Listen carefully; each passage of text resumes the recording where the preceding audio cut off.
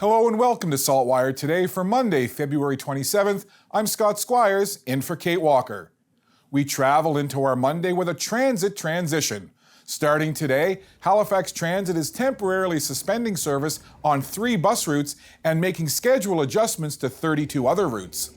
These service reductions, which will last until summer of 2023, have been developed with consideration for passenger impact, and Halifax Transit stated that no community will completely lose service. Details of the service reductions and revised schedules are available on the Halifax Transit website. On Saturday night, many Nova Scotians participated in the coldest night of the year, a family-friendly walk to raise money for local charities serving people experiencing hurt, hunger, and homelessness. In Nova Scotia, events were held from Yarmouth to Truro to Sydney and points in between. Since 2011, the coldest night of the year has raised over $57 million in 166 communities across Canada.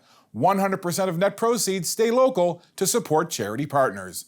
You can visit SaltWire.com for more on fundraising efforts from across the province.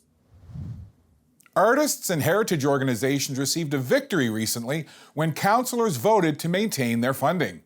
Additionally, council opted to increase funding for professional arts grants, the Recreation Access Program, and softened the cut to Grand Oasis and Dartmouth Sunshine Concert Series. They also voted to sell the naming rights for the new Aquatic Centre on the Halifax Common. Council is scheduled to vote on the budget adjustments on March 29th. Jan Taplin has more at saltwire.com. Canada lost an icon this past Saturday as actor, writer, and director Gordon Pinsent passed away at the age of 91. Pinsent was born in Newfoundland and Labrador and first gained recognition as a stage actor in the 1950s. He went on to star in films such as The Rowdy Man, Away From Her, and John and the Missus. On television, Pinsent was well known for his starring role in the CBC comedy series The Campbells, as well as for appearances in the anthology series Alfred Hitchcock Presents and The Littlest Hobo. Pinsent also won 4 Gemini Awards, 3 Genie Awards, and 3 Actor Awards throughout his career. In addition, he was made an Officer of the Order of Canada. Pinsent is survived by his wife and 4 children. We have more on the passing of Gordon Pinsent at saltwire.com. Time now for today's Thinking Out Loud with Sheldon McLeod.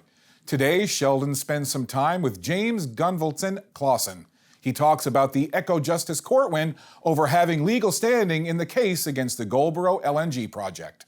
I wouldn't be surprised that very few people would have heard about this appeal court decision involving Ecology Action Centre and the New Brunswick Anti-Shale Alliance. And in the news release that was sent by EcoJustice, it said that environmental groups are celebrating this decision. Why is this worthy of celebration? Well, it's worthy because it provides access to justice, as I've been saying. I mean, environmental problems can be insidious. They can be slow to manifest themselves. And often you individual citizens don't have the resources or aren't connected enough to the problem to be able to raise this themselves. And so environmental groups often have to do this, and they have the resources sometimes, and they are able to bring this to the court in a way that an individual can't. And I think it serves the public to have these things brought before the court in an effective way and have it determined. And so we all are clear as to how governments must act and what is lawful and what is not. To watch Sheldon's full interview, click on the opinion section at saltwire.com, and while you're there, click on the podcast link for Sheldon's podcasts.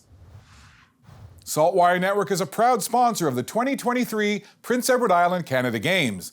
And on today's Atlantic Sports Wire, a proud moment for a Nova Scotia curling team. Let's go to Jason Simmons for the story.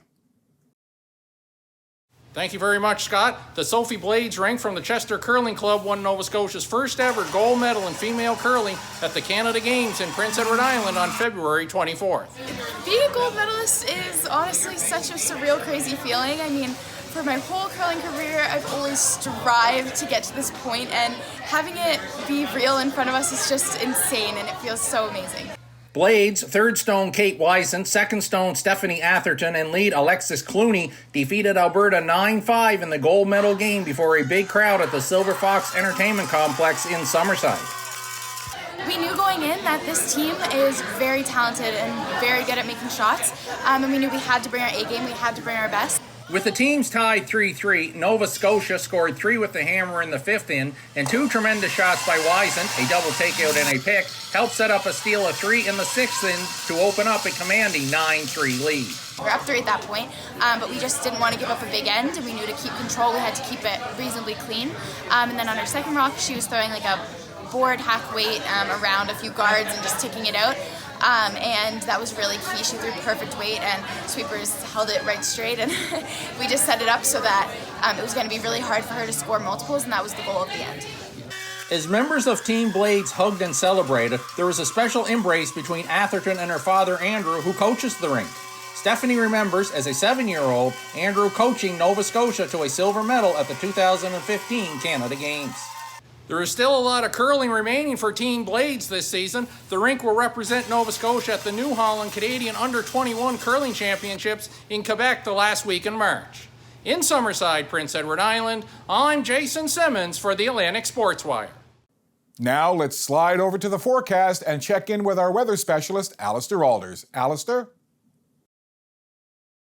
Thanks, Scott. Well, after 10 to 20 centimeters of snow on Friday, it was a fair but chilly weekend in HRM. And it certainly was a bright day out here today, but another cold one.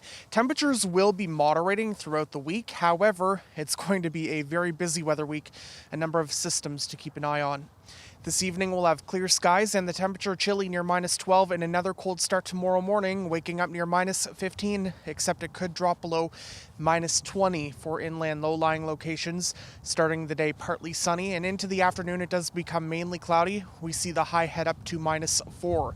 That's ahead of a system that will be moving in Tuesday night into Wednesday. It's a relatively weak trough, but periods of snow expected Tuesday night into Wednesday, with about 5 centimeters of snow expected in the Halifax area. Some models indicating we could see a bit more, but in general about 2 to 5 centimeters forecast here in Halifax.